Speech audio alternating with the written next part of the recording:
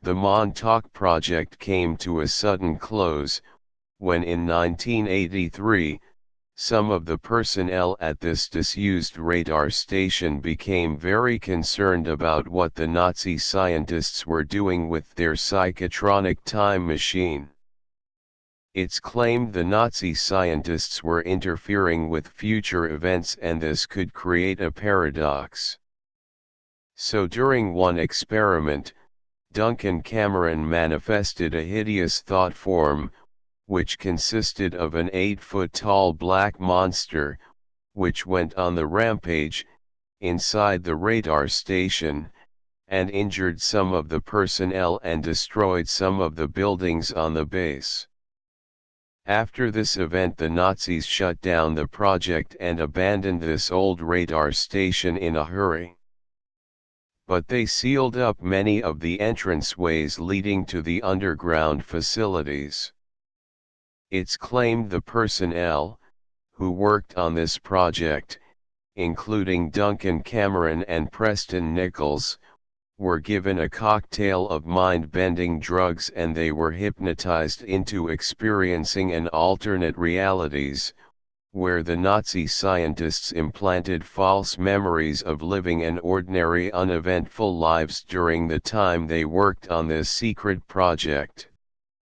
Yet many mainstream psychiatrists dismiss brainwashing as a pseudoscience, and the American Psychiatric Association does not accept brainwashing as a scientific fact. But the Nazis used brainwashing by using propaganda to great success during World War II, into convincing the German people, they were the master race.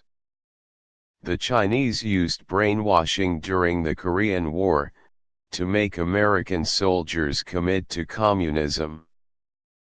But some religious cults have been successfully using brainwashing techniques to recruit new members.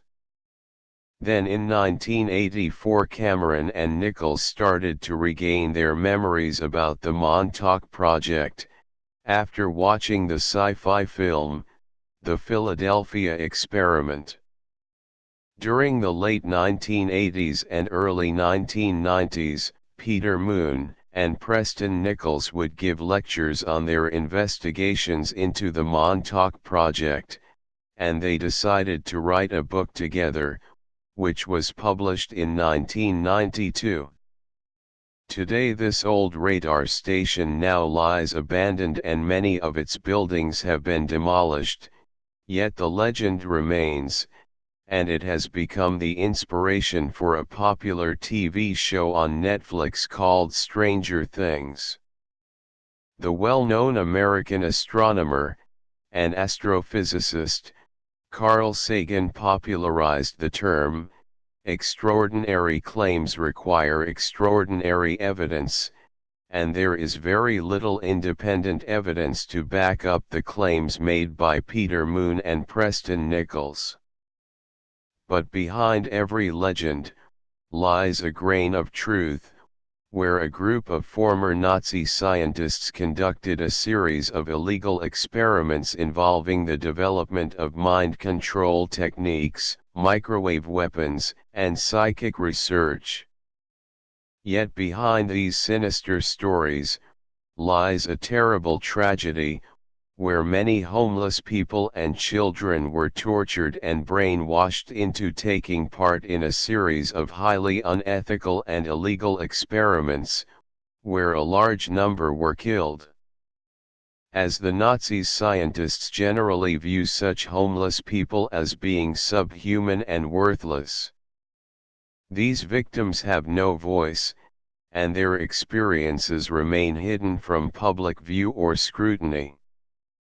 There may be countless victims who are too afraid and traumatized by their experiences to come forward with their own personal accounts, as to what really happened at this disused radar station at Montauk. The survivors of this project could suffer from depression and anxiety. Some may have to deal with bouts of post-traumatic stress disorder, recurring nightmares, and night terrors. But my personal opinion about the Montauk project is based on my own experiences, which occurred in the late 1970s and early 1980s, where I discovered the possible existence of a real Montauk project, I mentioned in my video called, "Beware of the Spider."